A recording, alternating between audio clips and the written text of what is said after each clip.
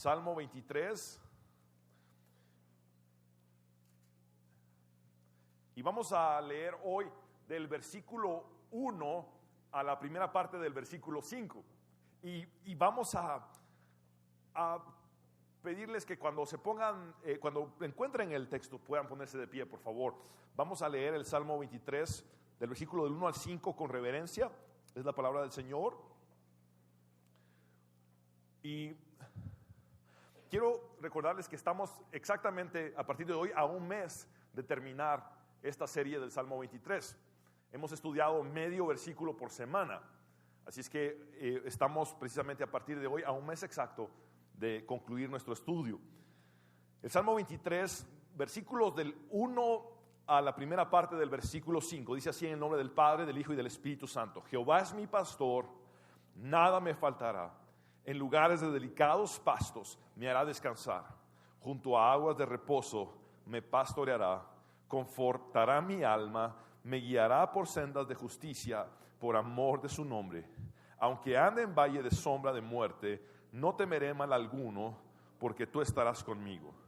Tu vara y tu cayado me infundirán aliento. Aderezas mesa delante de mí en presencia de mis angustiadores. Por favor, leamos nuevamente la primera parte del versículo 5, que hoy es el objeto de nuestro estudio. Aderezas mesa delante de mí en presencia de mis angustiadores. Vamos a orar. Señor, gracias por tu palabra, que es viva y eficaz y más cortante que toda espada de dos filos. Señor, solo tú tienes palabras de vida eterna. Tus palabras son espíritu y son vida. Mis palabras no lo son. Por eso dependo absolutamente de tu gracia, de tu misericordia y de tu Espíritu Santo, para que me uses para hablar a tu pueblo. En el nombre de Jesús te lo pido con todo mi corazón. Abre los oídos espirituales de mis hermanos. Te lo pido con todas mis fuerzas en el nombre de Jesús. Amén. Pueden sentarse, por favor. Vamos a darnos cuenta de lo que es el proceso y las diferentes fases por las que una oveja del Señor Jesucristo atraviesa. Primero, reconoce quién es su pastor. Conoce a su pastor por nombre. Jehová es mi pastor. ¿Y sabe cuál es el resultado de tener al mejor pastor en todo el universo? Al único pastor capaz de dar su vida para salvar a sus ovejas. Y entonces llega a la conclusión: nada me faltará. Y luego vemos los diferentes lugares que atraviesa la oveja, pero todos esos lugares junto a su pastor. Vemos que pasa por pastos verdes o delicados, donde haya descanso. Vemos que llega a aguas donde encuentra sustento y reposo. Vemos también que el pastor va más allá de lo que es el sustento físico y penetra hacia el alma de su oveja para confortar su alma.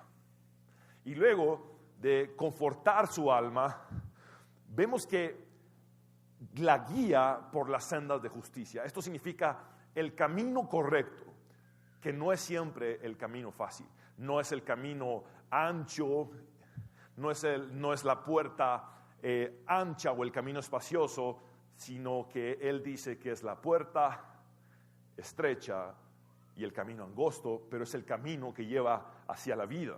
Y vemos también que la oveja enfrenta momentos duros, valles de sombra, de muerte, pero la oveja llega a una conclusión: no temeré mal alguno, porque tú estarás conmigo. Y tú estás conmigo presente. No hay lugar al que Jesús, mi pastor, no iría por amor a mí. Esa es una conclusión que tenemos que tener todo el tiempo. Jesús fue al lugar más sucio del universo por amor a mí. ¿Saben cuál es el lugar más sucio del universo? El momento en el que el pecado de toda la historia de la humanidad, pasados, presentes y futuros, cayeron sobre Él. Ese es el momento más sucio. Él no solamente cargó nuestros pecados, se hizo pecado. Toda la suciedad de todas las generaciones, todos los pecados de todas las generaciones cayeron sobre Jesús.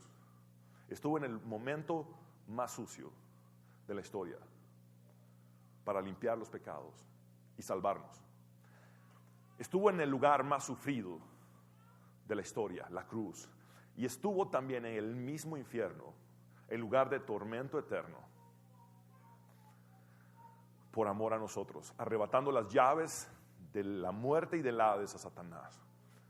No hay un lugar a donde Jesús no iría por amor a ti. Si piensas que tu pecado es muy sucio como para que Jesús vaya a donde tú estás y te rescate de ahí, te digo, ese solo es un pecado. Él cargó todos los de la humanidad. No hay pecado que a Él le asuste como para no poderte limpiar. No hay situación que a Él le asuste como para no poder estar contigo. Él atraviesa cualquier valle de sombra de muerte por ti. Y luego el salmista dice, tu vara y tu cayado me infunden aliento. Esto quiere decir, tu disciplina y tu protección que me brindas con la vara me da aliento. Y luego habla del cayado. El cayado tiene que ver, como les expliqué, con acercar las ovejas hacia sí mismo. El pastor usaba el cayado con forma de bastón para jalar la oveja hacia él mismo y acercarla, y especialmente acerca a las más tímidas. Y también vimos que une a las ovejas entre ellas cuando están separadas. Cuando un corderito se separa de su madre y se pierde entre el rebaño, lo carga para no tocarlo y no dejarle impregnado su olor, lo carga y lo acerca hacia su madre, acerca a las ovejas entre sí, busca la unidad. Él dijo, Padre, que sean uno, para que el mundo crea. Y una cosa más, su cayado nos guía, su cayado nos da un destino. Cuando pensamos que no tenemos un rumbo, encontramos el cayado del pastor que dice, yo sí sé los planes que tengo para ti, y son de bien y no de mal, para darte una esperanza y un futuro. Y es por aquí, hijo, sigue a tu pastor. Ahora llegamos a un momento sumamente interesante. David dice, aderezas mesa delante de mí en presencia de mis angustiadores. A primera vista hay dos cosas. Aderezas mesa delante de mí, eso significa provisión. En presencia de mis angustiadores significa protección. Ahora, el término mesa, pastorilmente hablando, y vean que no estoy diciendo pastoralmente hablando, sino pastorilmente hablando, quiere decir en términos de lo que significa cuidar a los animalitos llamados ovejas. El término mesa se refiere a la parte plana en un lugar alto. En otras palabras, a una porción del altiplano. Esa porción que está entre montañas, pero es plana, eso se llama mesa. Y allí llevan los pastores a sus ovejas a comer. Después de atravesar el valle de sombra de muerte y de guiarlos y protegerlos con su vara y su cayado, entonces ya suben hacia los montes y allí encuentran una parte plana que se llama mesa, altiplano. Es una planicie en lo alto. Entonces lo que hace el pastor es que antes de que sus ovejas empiecen a comer allí, él revisa el territorio, porque entre montañas se esconden pumas, se esconden los leones, osos, entre montañas los animales que quieren devorar a las ovejas están escondidos y miran como desde arriba a las ovejas. Entonces él se fija todo el tiempo a los alrededores, pero también revisa el terreno, revisa que no hayan hierbas o plantas venenosas que puedan dañar a las ovejas. Entonces limpia el terreno, lo prepara, eso significa aderezar, prepara el terreno, lo limpia, supervisa alrededor para ver los enemigos de las ovejas y entonces les dice a las ovejas coman. Y mientras las ovejas comen, un pasto que ya fue revisado, que está completamente seguro para su provisión, el pastor está constantemente viendo si hay algún enemigo, alguna fiera que quiera hacerle daño al rebaño. Y entonces mientras ellos se alimentan, él está protegiéndolas. Así es como funciona el término mesa para los pastores. Ahora, David está hablando concretamente de una palabra hebrea que es shulchan, que es mesa como la que tú y yo usamos para comer. Está como dando a entender, yo soy una oveja siendo ser humano. Soy una persona, pero espiritualmente lo que soy es una oveja. Y como persona y como oveja me siento a esa mesa que Él prepara para mí. Ahora, quiero que veamos en diferentes versiones el texto, en diferentes traducciones. La Reina Valera contemporánea dice, me preparas un banquete a la vista de mis adversarios. La Biblia de las Américas dice, tú preparas mesa delante de mí en presencia de mis enemigos. Nueva versión internacional, dispones ante mí un banquete en presencia de mis enemigos. Nueva traducción viviente, me preparas un banquete en presencia de mis enemigos. Palabra de Dios para todos, me preparaste un banquete delante de mis enemigos. Traducción en lenguaje actual, aunque se enojen mis enemigos, tú me ofreces un banquete. Dios habla hoy, me has preparado un banquete ante los ojos de mis enemigos. Y lo que David escribió hace 3000 años es precisamente esto.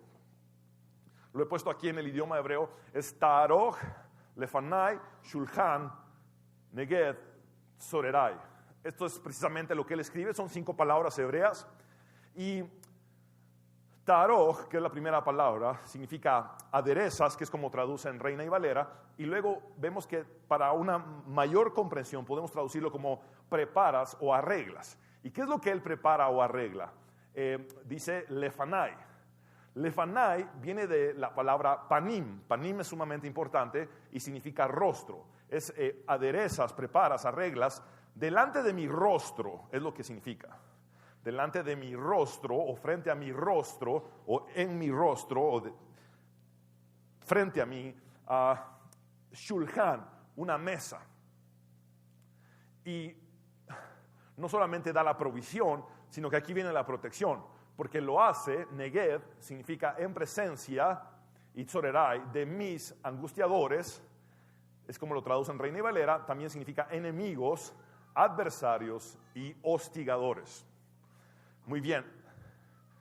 Ahora, David estaba escribiendo esto en un contexto del Antiguo Testamento, y tenemos que saber qué es lo que David sabía de mesas, ¿y qué es lo que David sabía en cuanto a provisión de Dios?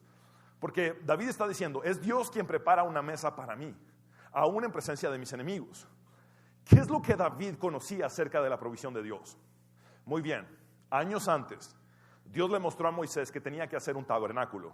Y esto es lo que David conocía. Que Moisés había recibido la inspiración de Dios para edificar una especie de templo ambulante. Eso es un tabernáculo.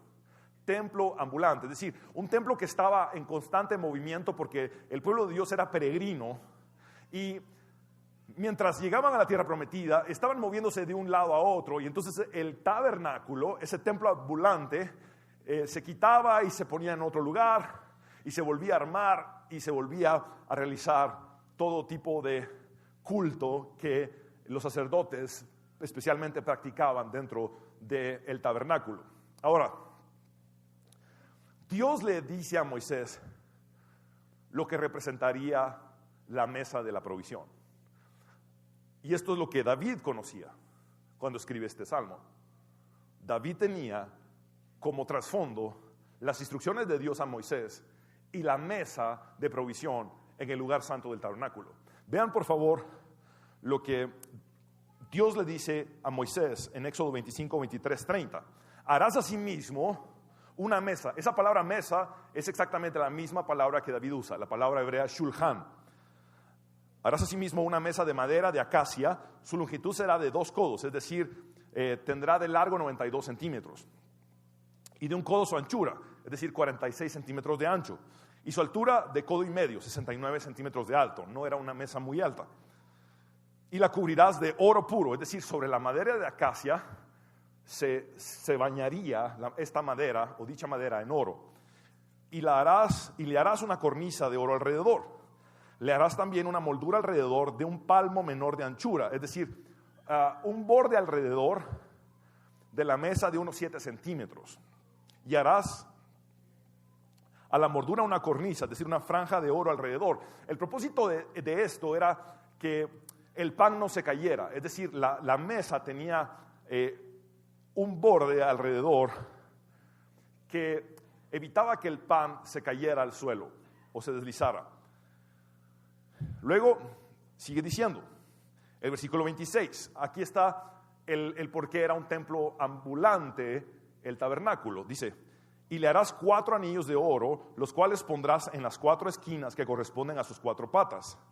Los anillos estarán debajo de la moldura para lugares de las varas para llevar la mesa.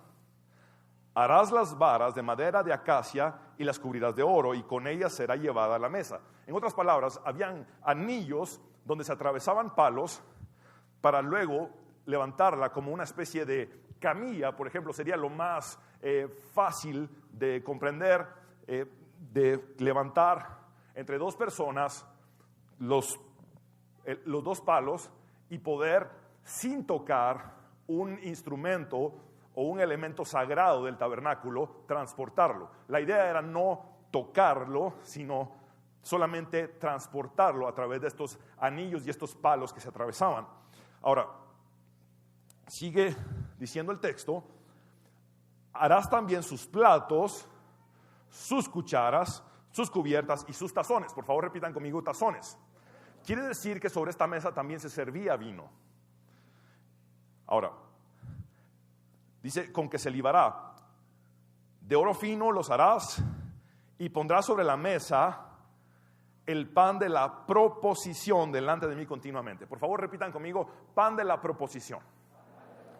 Muy bien, ¿qué es el pan de la proposición? Vamos a verlo en este pizarrón. La palabra lejem significa pan. Ahora, la palabra panim, que significa rostro, es la misma palabra que David usa como raíz de la palabra lefanai y pone panim para decir delante de mí. Entonces, lejem, panim, significa pan del rostro.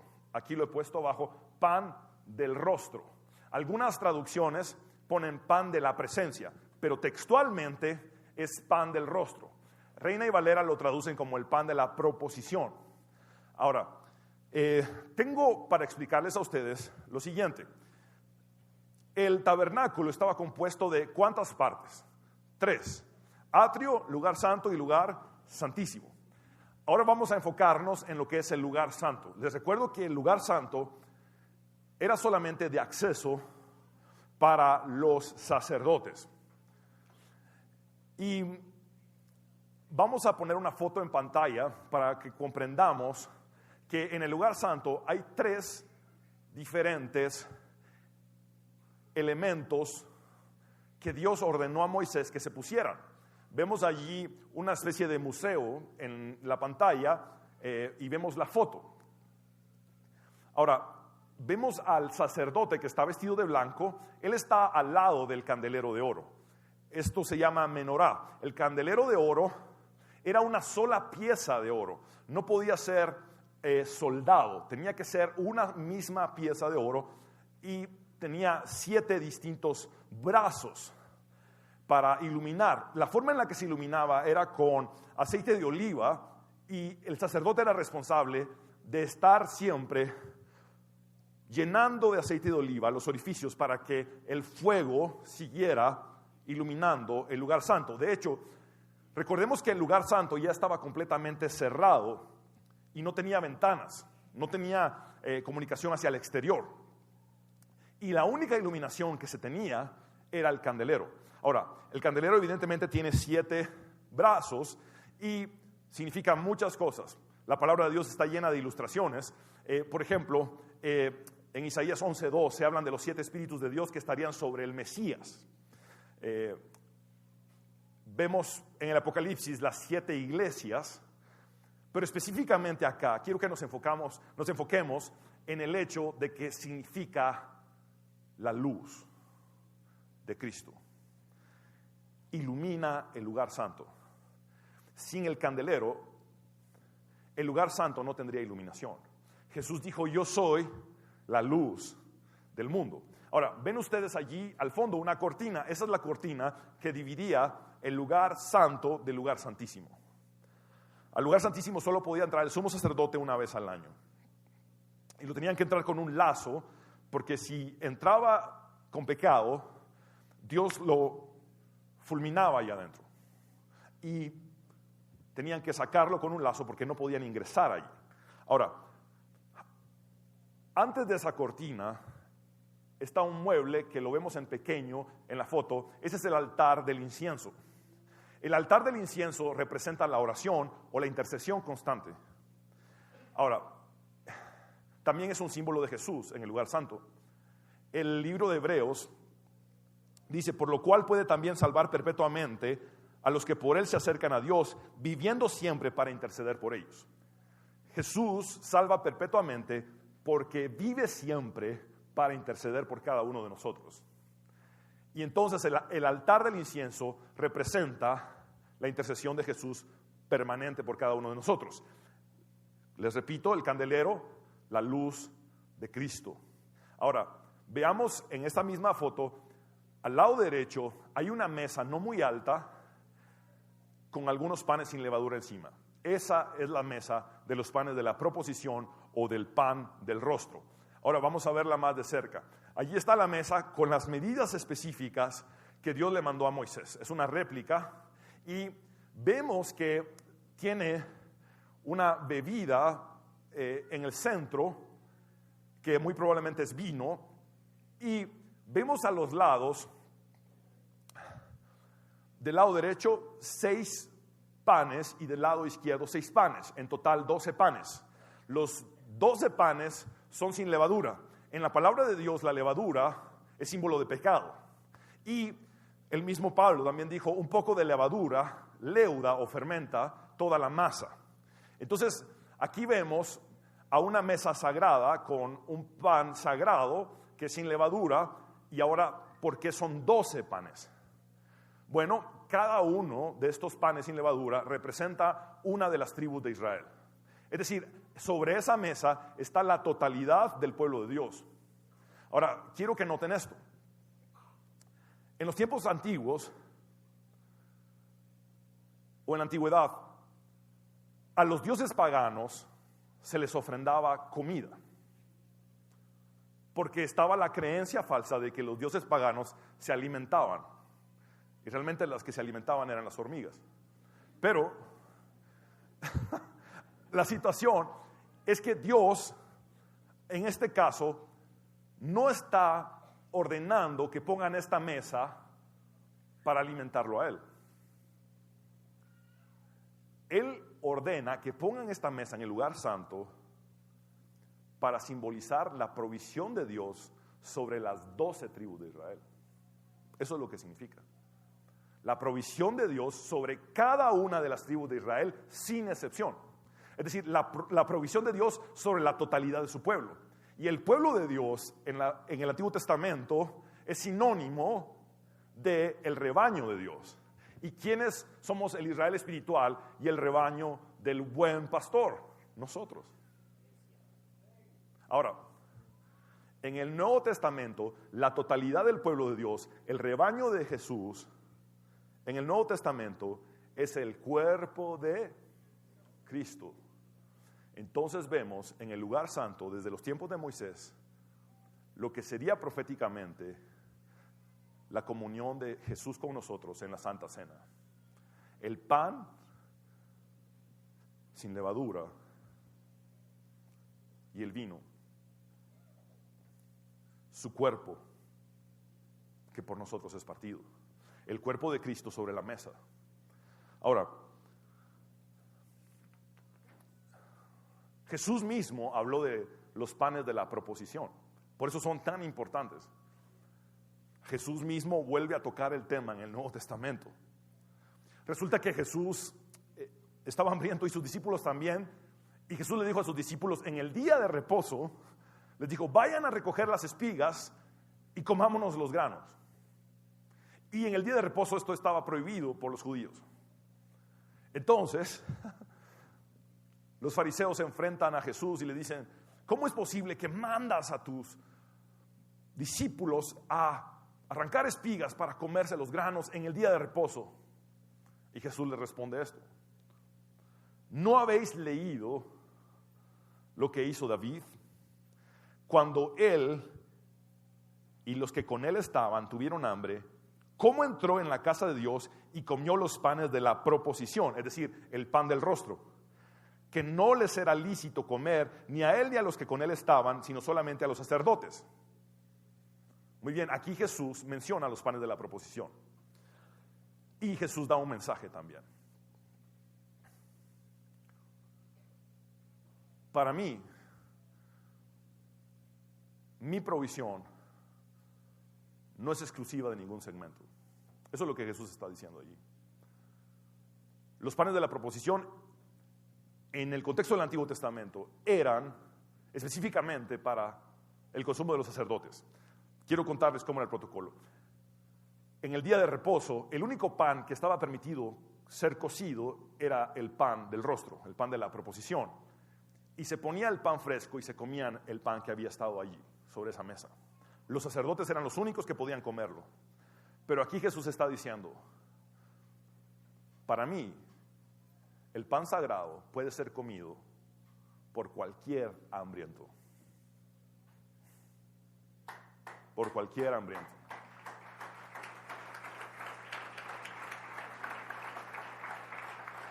Por eso Jesús dijo en aquella fiesta tan importante: si alguno tiene sed, venga a mí y beba. Y constantemente vemos que la Biblia dice: vengan y beban gratuitamente del agua de la vida. Y Jesús dice: muy bien, a partir de ahora esto no es exclusivo de nadie, esto es para todo el que tenga hambre. Vengan a mí los trabajados, los cargados, los cansados, que yo los haré descansar. Vengan los hambrientos, que yo les daré sustento. Y de hecho, Dios ha hecho algo sumamente especial con nosotros. Nosotros somos linaje escogido, real sacerdocio, nación santa, pueblo escogido por Dios, adquirido por Dios, para anunciar las virtudes de aquel que nos llamó de las tinieblas a la luz. Es decir, el pan de la proposición, el pan del rostro, está siempre disponible para nosotros. Ahora, quiero entrar al punto número 1. El punto número 1 dice: una mesa preparada y servida por el buen pastor.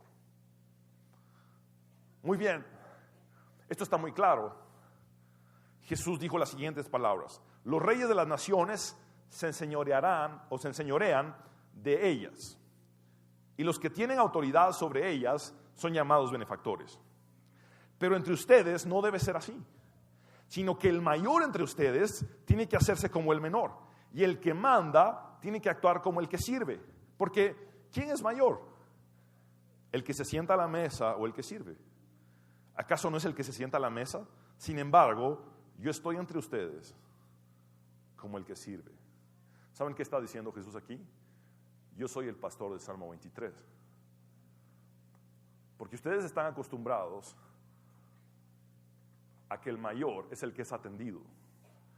Pero yo vine como su buen pastor a aderezar, a preparar, a arreglar delante de ustedes su mesa.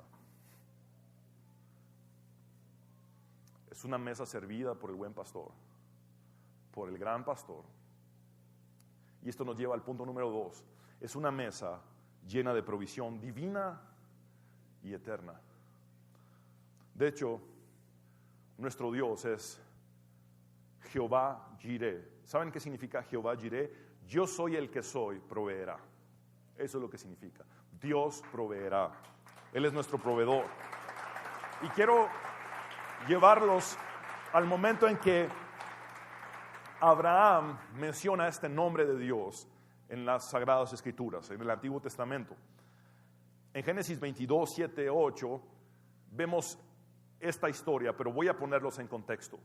Dios le había dado la orden a Isaac de sacrificar a su propio hijo. Era como un símbolo de lo que Dios Padre haría con su hijo unigénito años más tarde. Y entonces Abraham le dice a sus siervos: voy a subir al monte a adorar, y se lleva a Isaac nada más. Y entonces Isaac se da cuenta, porque Isaac no sabía que él mismo iba a ser sacrificado. y pregunta lo siguiente. Isaac le dijo a Abraham: Padre, dime, hijo mío, aquí tenemos el fuego y la leña, continuó Isaac, pero ¿dónde está el cordero para el holocausto? Por favor, este versículo es sumamente importante. El cordero, hijo mío, lo proveerá Dios, le respondió Abraham, y siguieron caminando juntos. Luego, en la mente de Abraham estaba que iba a sacrificar a su propio hijo. Cuando coloca a Isaac en el altar para ser sacrificado, Dios detiene el sacrificio. Y al Dios detener el sacrificio, prueba la obediencia de Abraham. Y entonces Dios provee en este símbolo al carnero. Miren lo que dice Génesis 22, 13, 14. Entonces alzó Abraham sus ojos y miró, y he aquí a sus espaldas un carnero trabado en un zarzal por sus cuernos. Y fue Abraham y tomó el carnero y lo ofreció en holocausto en lugar de su hijo. Es decir, el cordero provisto toma el lugar de aquel que tenía que haber muerto. El cordero provisto toma el lugar del que tenía que haber muerto. ¿Sabes quién tenía que haber muerto en la cruz? Yo. O tú. Porque fueron tus pecados y los míos los que fueron cargados allí. Pero Dios proveyó al cordero inmolado, al cordero de Dios, su hijo unigénito, para que cargara tus pecados y los míos y muriera en nuestro lugar. Y llamó a Abraham el nombre de aquel lugar Jehová Jireh en hebreo, Jehová proveerá en español. Por tanto se dice hoy: en el monte de Jehová será provisto. ¿Y cómo proveyó Dios? Años más tarde decidió enviar a su hijo a nacer a un establo, pero no a cualquier ciudad, sino a la ciudad que Miqueas mismo había profetizado unos 500 años antes de Cristo. Y vemos que Mateo confirma esta profecía en el capítulo 2 y versículo 6, y dice: y tú, Belén, por favor repitan conmigo, Belén, de la tierra de Judá, no eres la más pequeña entre los príncipes de Judá, porque de ti saldrá un guiador que hará ¿qué? Apacentará. ¿Saben qué significa eso? Sustentar, proveer, cuidar, proteger, guiar a mi pueblo Israel. ¿Qué es lo que estaba sobre la mesa de los panes de la proposición? 12 panes que representan las 12 tribus que forman el pueblo de Israel. Nosotros somos el Israel espiritual. Somos la iglesia de Dios. Y lo que haría que nacería en Belén, sería alimentarnos. Él es la provisión del Padre para nosotros. Ahora, por favor, vean esto. Ya vimos que Lehem significa pan. Y Belén en hebreo se dice Betlehem. Es una palabra compuesta que tiene dos significados. Bet significa casa y Lehem es pan. Entonces, Jesús nació en la casa del pan. No hay nada que no tenga sentido en la vida de Jesús. Cada detalle, cada instante en su vida es un mensaje para nosotros. Todo, absolutamente todo. Absolutamente todo en la vida de Jesús es un mensaje para nosotros. Dios había escogido desde antes de la fundación del mundo a Belén como la casa del pan para que allí naciera nuestra provisión. Abraham había dicho: el cordero, la provisión vendrá de Dios en algún momento. Y esa provisión nace en la casa del pan. Y años más tarde, este niño al crecer dice: yo soy el pan de vida. Yo soy el pan de vida. El que a mí viene nunca tendrá hambre, y el que en mí cree no tendrá sed jamás. También agrega, yo soy el pan vivo que descendió del cielo. Si alguno comiere de este pan, vivirá para siempre. Y el pan que yo daré es mi carne, la cual yo daré por la vida del mundo. ¿Saben que aquí él dice cuál es el pan? El pan es mi carne. Por esto Jesús, cuando hace la cena, dice, este es mi cuerpo, esta es mi carne que por ustedes es partida. Entonces él dice, muy bien, el pan que tanto había estado siendo simbolizado desde la época de Moisés en el tabernáculo, sobre la mesa del pan de la proposición, soy yo. Es el pan del rostro. Y es hasta que Jesús dice, yo soy el pan de vida. Y ese pan es mi carne, que el pan por fin tiene rostro. El rostro de Jesús. Un rostro de misericordia, un rostro de piedad, un rostro de compasión. Por fin el pan tiene rostro. Por eso podemos decir como Job, de oídas te había oído, mas ahora mis ojos te ven. Siempre había escuchado de un pan con rostro, pero todo lo que miraba eran unos pedazos redondos de pan sin levadura. Pero ahora veo al pan de vida que me dice, el pan que buscas es mi propio cuerpo, es mi propia carne. Y yo tengo rostro. Y cuando la mujer adúltera que iba a ser apedreada vio ese rostro, era muy distinto el rostro al de sus angustiadores. Los angustiadores querían matarla. El rostro del pan de vida, Jesús, era de misericordia y de piedad, de compasión, de perdón, de gracia.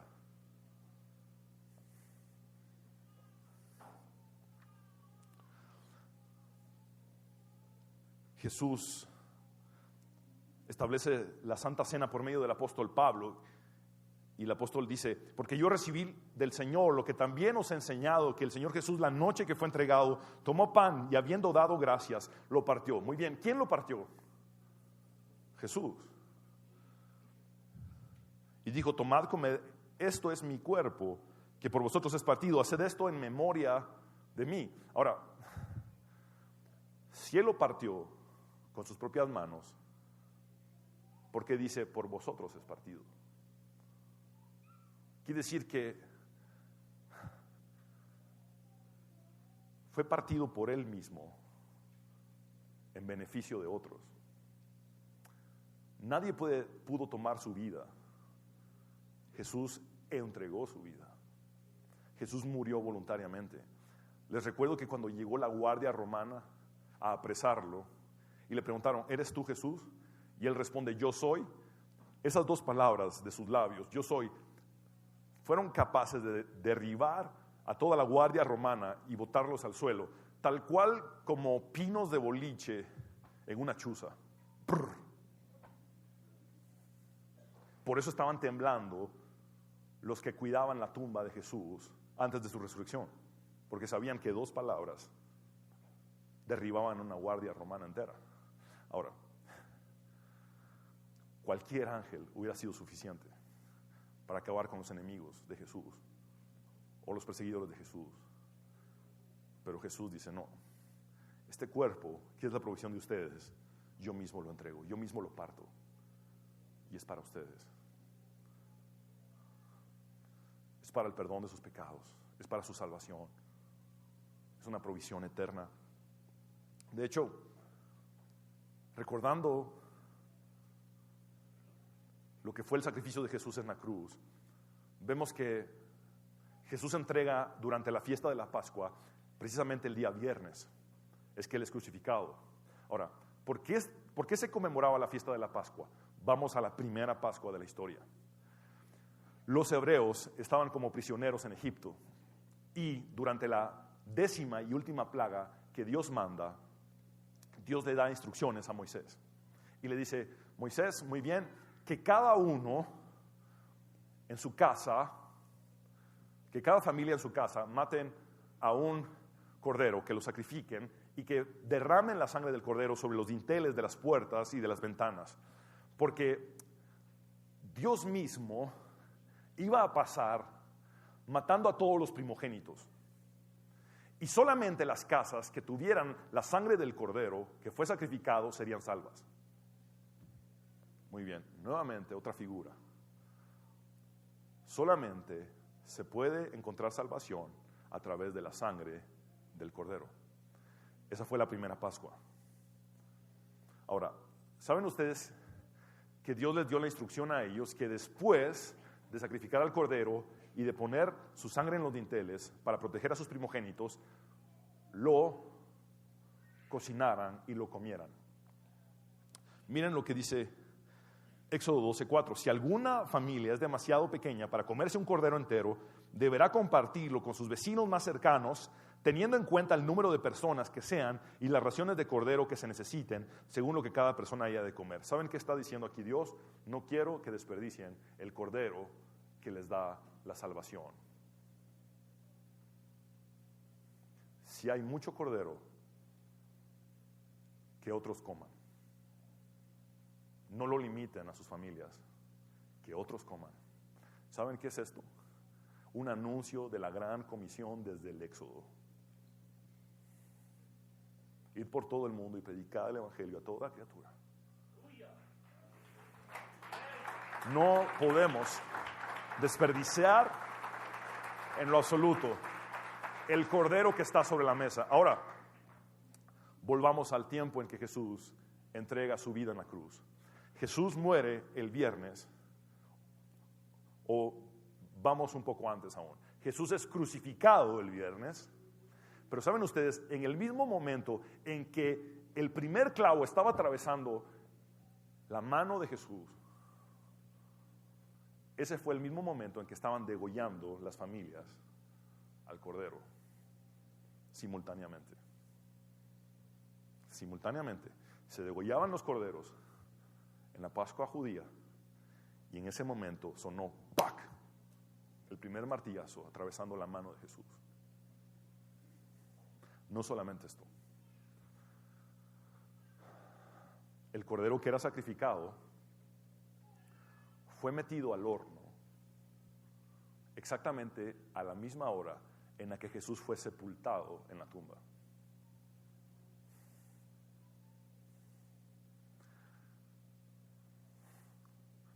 Jesús muere al mismo tiempo que el resto de los corderos, como el cordero inmolado de Dios. Inmolar significa derramar hasta la última gota de sangre. Es sepultado en la tumba al mismo momento en que los otros corderos fueron metidos en el horno. ¿Y qué pasaba con el cordero que era metido en el horno? Se sacaba para ser servido sobre la mesa. Shulchan, mesa. Jesús, al tercer día, sale de un horno llamado tumba para alimentar eternamente a su pueblo.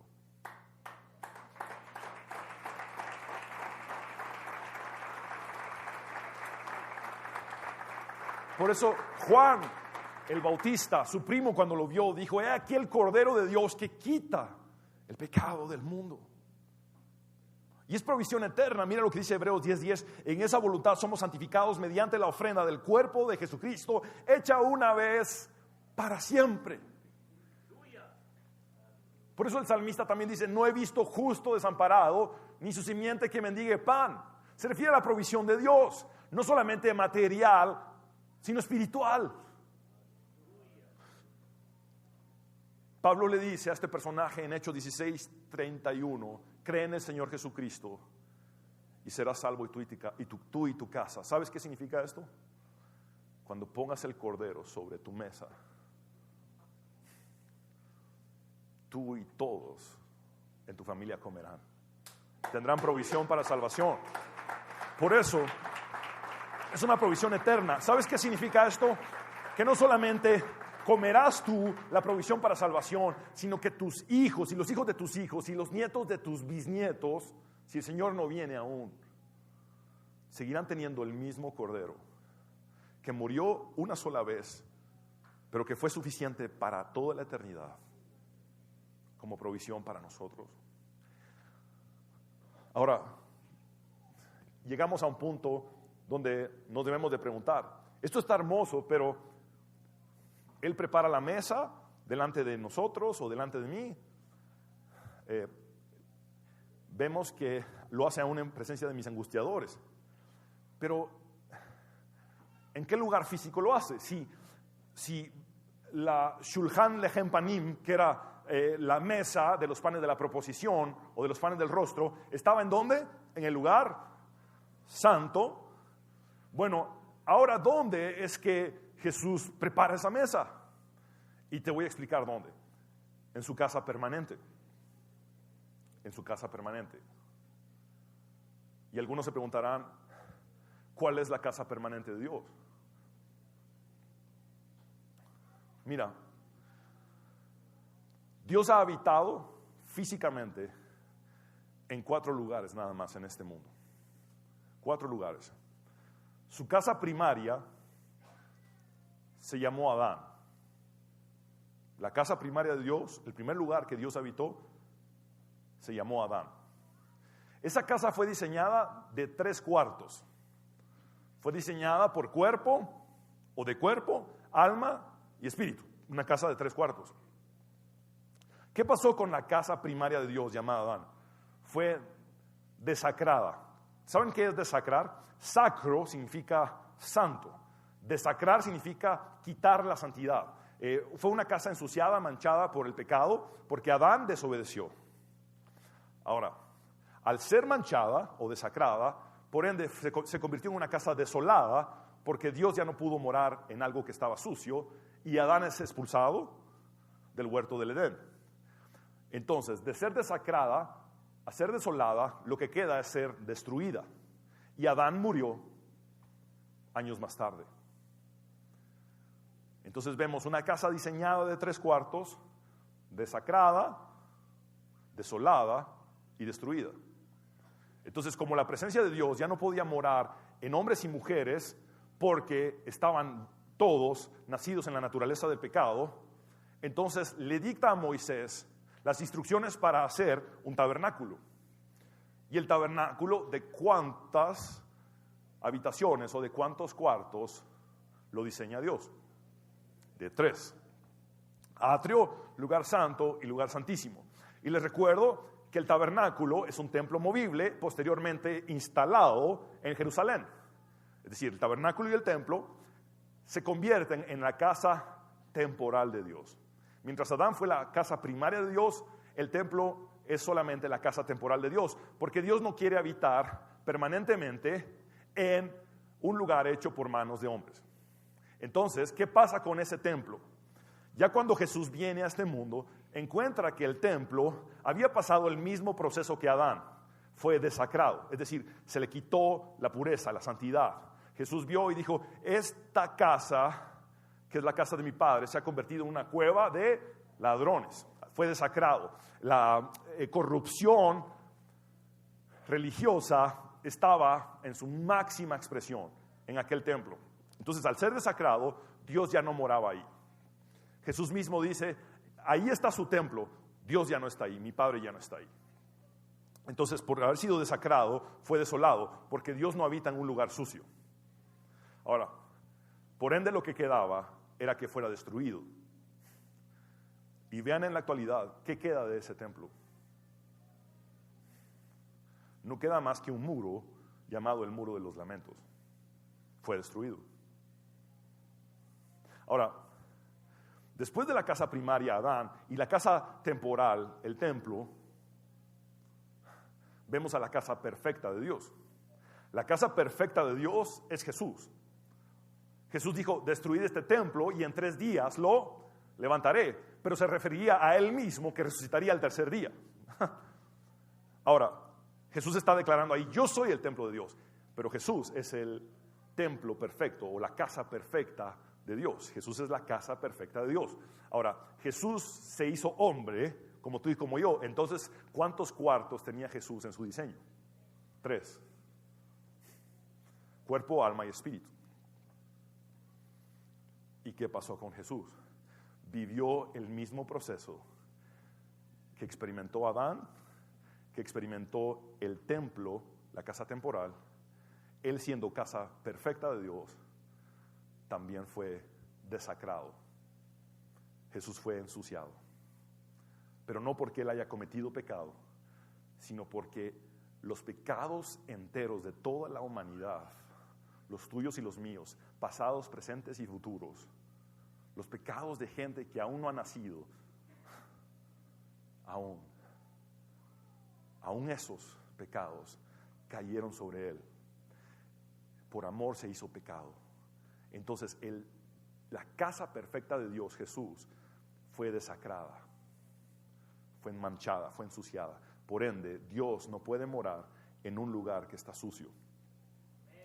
Y él mismo dice en la cruz: Padre mío, ¿por qué me has abandonado? Después de ser desacrada, fue entonces desolada para terminar siendo destruida. Jesús fue destrozado físicamente hasta morir en la cruz. Vemos el mismo patrón en todos los lugares donde Jesús ha habitado o donde Dios ha habitado físicamente. La casa primaria Adán, la casa temporal, el tabernáculo y el templo, la casa perfecta Jesús. Todos pasaron por un diseño de 3 habitaciones o 3 cuartos, por haber sido desacrados, por haber sido desolados y por haber sido destruidos. Ahora el punto es: ¿dónde está la mesa ahora? ¿Dónde prepara la mesa? Si ya no hay templo físico, ¿dónde prepara la mesa? En su casa permanente. ¿Y sabes quién es? Es la misma persona que ves todos los días frente al espejo. La casa permanente de Dios. Tú has sido diseñado ¿de cuántos cuartos? 3. Cuerpo, alma y espíritu. Te digo una cosa: cuando tú fuiste desacrado, es decir, cuando tú fuiste manchado por tus propios pecados, Dios dijo: ya no voy a destruir el lugar de mi habitación, lo voy a limpiar con mi propia vida. Y Jesús muere en la cruz para que tú seas una casa limpia permanentemente, y por ende Dios pueda habitar allí y no seas desolado y no seas destruido. Y Él te dice: entonces yo te ofrezco la vida eterna. Ahora, una cosa más: siempre Dios escogió una habitación de 3 cuartos. El tabernáculo que le ordenó a Moisés tenía los 3 lugares: atrio, lugar santo y lugar santísimo. Tú eres cuerpo, alma y espíritu.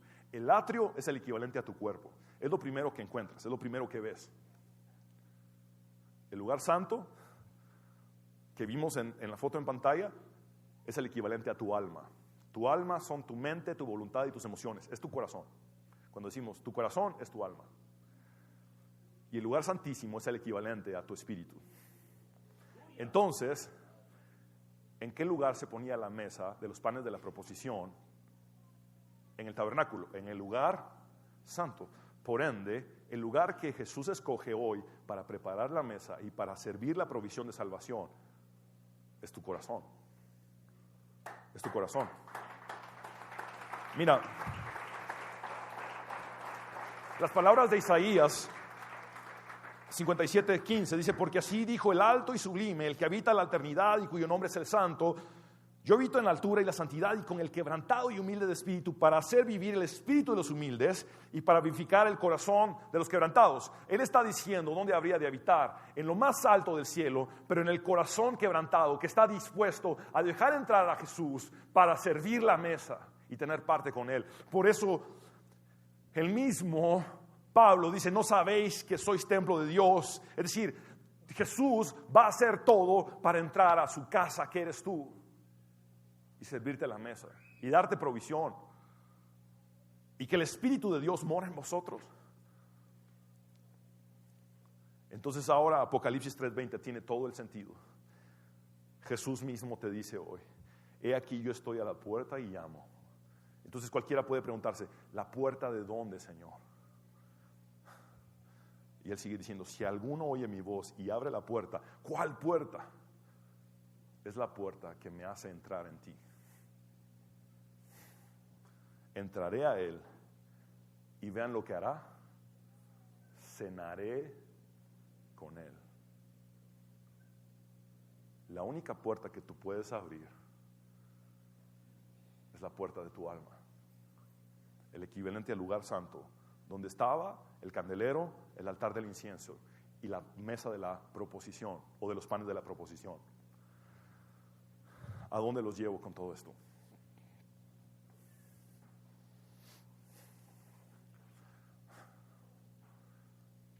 Cualquiera que recibe una visita inesperada, especialmente las señoras, ¿verdad? Ay, me vino a buscar, nos vino a visitar fulano. ¿Qué hago? No he trapeado, no he barrido, no he sacudido, el mantel todo chuco.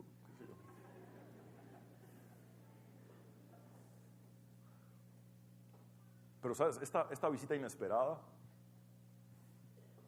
no llega para ser servido. Él dice, yo estoy a la puerta, me interesa entrar en la casa que yo diseñé para habitar para siempre, que eres tú. Ábreme la puerta. Ábreme la puerta y déjame ordenar lo que tú no puedes ordenar en tus propias fuerzas. Déjame limpiar lo que tú no puedes limpiar en tus propias fuerzas. Déjame hacer esto. Déjame arreglar todo. Déjame preparar todo. Tú solo obsérvame porque lo voy a hacer delante de tu rostro. Frente a ti voy a poner una mesa. Una mesa que en un tiempo estuvo en el lugar santo, que Moisés tuvo que diseñar y más bien seguir mis instrucciones. Yo la diseñé, él siguió mis instrucciones. Era una mesa muy cara, muy costosa. Pero la mesa que yo pongo hoy en tu corazón es más valiosa que el oro y que la plata. Es mi propia vida la que di para tu provisión. Y Jesús es un gran romántico. De verdad, de verdad. Si él creó el amor de pareja, imagínense cuán romántico es Dios. Cuán romántico es Dios. Mira, Él llega, toca la puerta, dándote el acceso a que tú voluntariamente le digas, pasa. Sé que la casa no está limpia y sé que la casa no está ordenada, pero Jesús dice, claro que sí está limpia, claro que sí está ordenada. Yo morí en la cruz para ordenarla y limpiarla. Déjame hacer mi obra, déjame terminar de hacer los últimos detalles al entrar en tu corazón. ¿Y sabes qué hace? Jesús viene y te dice, me gusta este lugar. Qué bueno que ya no hay templo en Jerusalén, porque me gusta este lugar. ¿Y sabes una cosa? Déjame encender las velas. Y pone el candelero y enciende las velas. Vamos a comer a la luz de las velas. Y déjame poner un poco de aroma. Voy a encender el incienso en el altar. Y voy a servir mi propio cuerpo en la mesa. Porque yo soy el pan de vida. Yo soy el agua de vida. El vino representa mi sangre, que por ti ha sido derramada. Tengamos comunión. Ten memoria de lo que yo hice por ti. Haced esto en memoria de mí. Es lo que continuamente Jesús dijo cuando comiéramos de la Santa Cena. Ahora, Jesús dice, esa luz de las velas la vas a llevar siempre y vas a iluminar los lugares más oscuros. Jesús dice, ese altar del incienso que ahora huele sabroso, te va a recordar ese olor, que nunca dejo de interceder por ti delante de mi Padre, y que te he salvado perpetuamente porque permanentemente intercedo por ti, todos los días, en cada instante, delante de mi Padre. Y esta mesa jamás estará vacía. Siempre habrá provisión. Y Jesús te dice una cosa más. Si ya di mi vida y te di provisión eternamente, ¿Por qué tienes miedo del pan material? ¿Por qué tienes miedo del pan del futuro de tus hijos? Del pan físico, del pan material. Si ya te di lo más costoso del universo. Ya te di mi vida entera. ¿No te he de dar yo también todas las cosas? Él es Jehová Jireh. Mira, y su provisión va acompañada de protección. Él prepara esta mesa aún delante de tus angustiadores, de tus hostigadores, de tus enemigos. Por eso Él mismo te dice hoy las palabras que transforman. Él dice, no temas, porque yo estoy contigo. ¿Dónde está? En la mesa.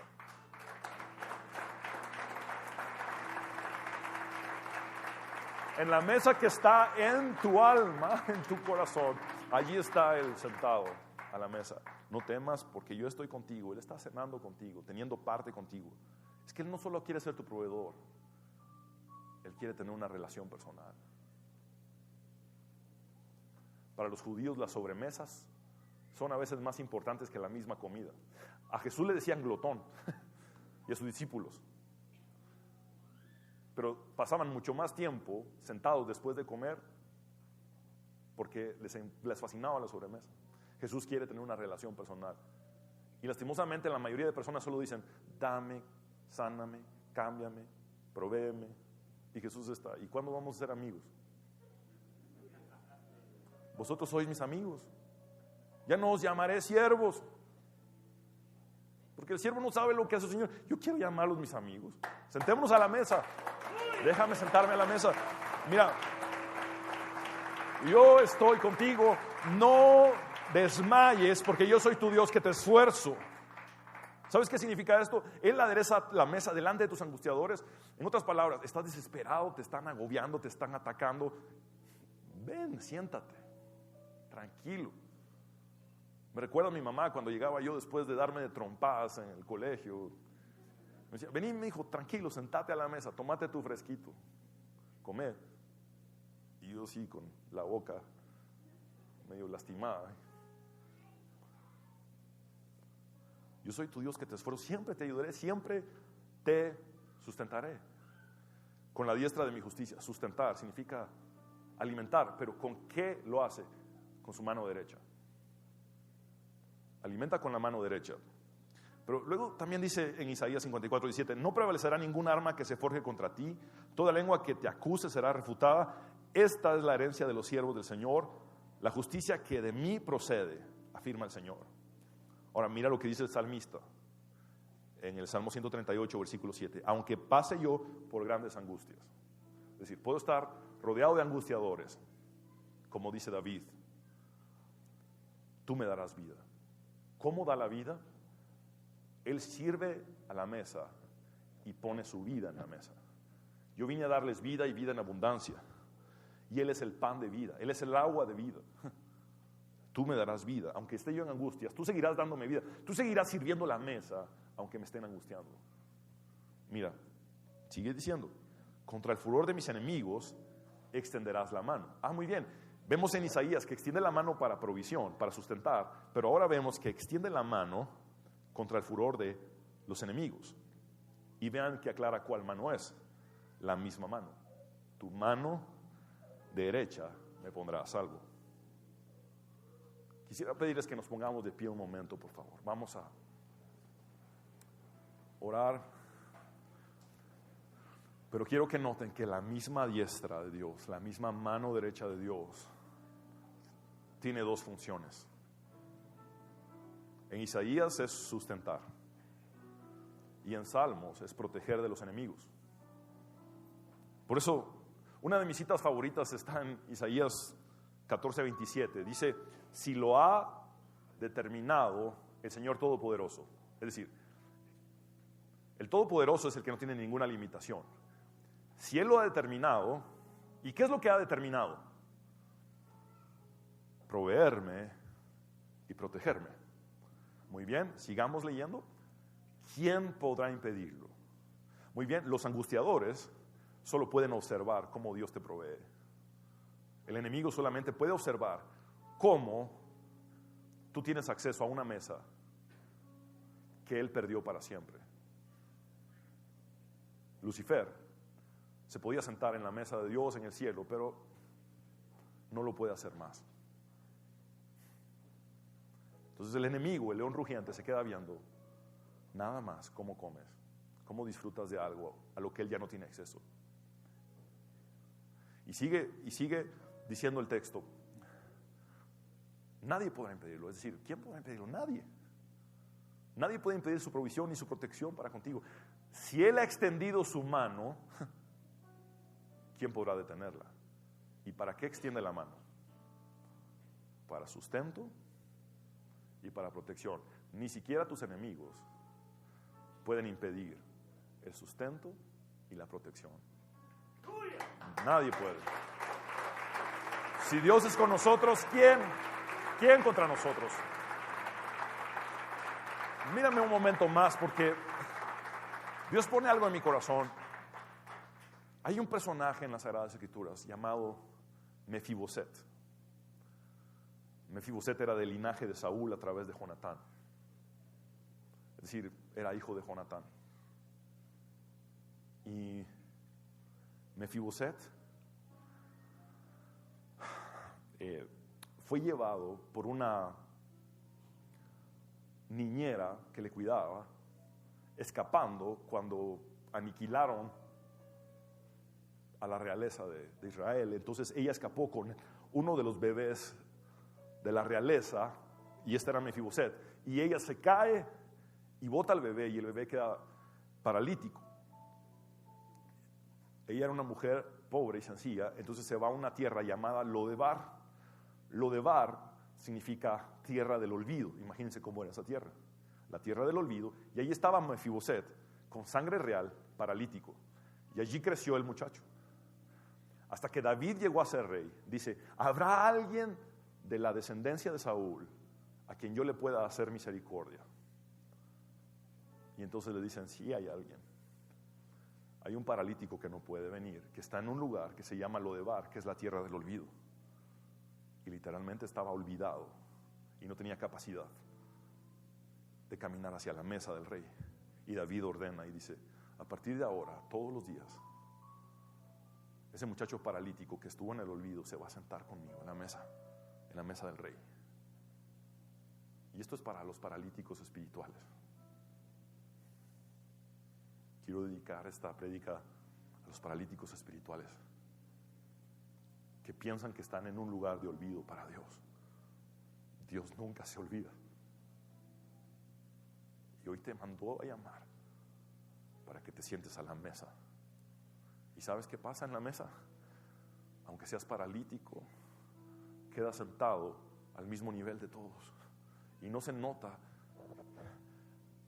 que tienes algunas situaciones que no te dejan caminar, porque la gracia de Dios, esa mesa de provisión, te cubre las piernas que no pueden caminar. Y Jesús te dice, bueno, yo te voy a hacer caminar,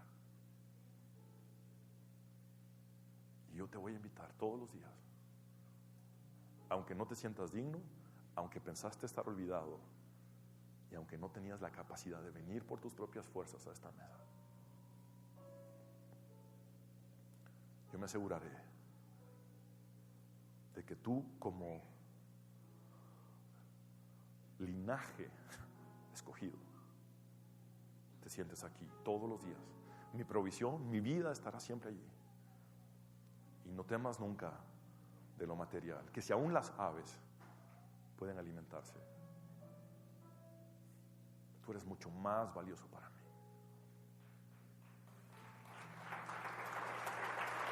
Él es Jehová Jireh. Él es Jehová Jireh.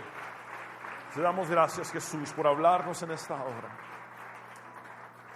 Te agradecemos con todo nuestro corazón por tu palabra poderosa.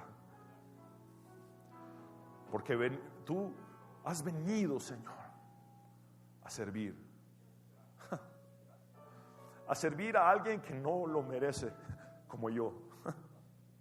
Me sientas a una mesa y me provees tu propia vida. A mí, un pecador.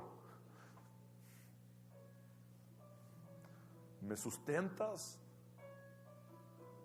con el pan que tiene rostro. El único pan en la historia de la humanidad que tiene rostro se llama Jesús, el pan de vida. Ese pan del rostro que había sido anunciado desde los tiempos de Moisés en el lugar santo del tabernáculo, ahora está en mi corazón. Yo no lo merecía, pero es una realidad.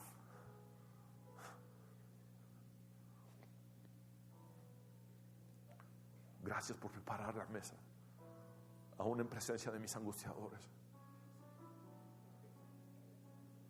Señor, unge mi cabeza con aceite, mi copa está rebosando. Tu provisión eterna está sobre mi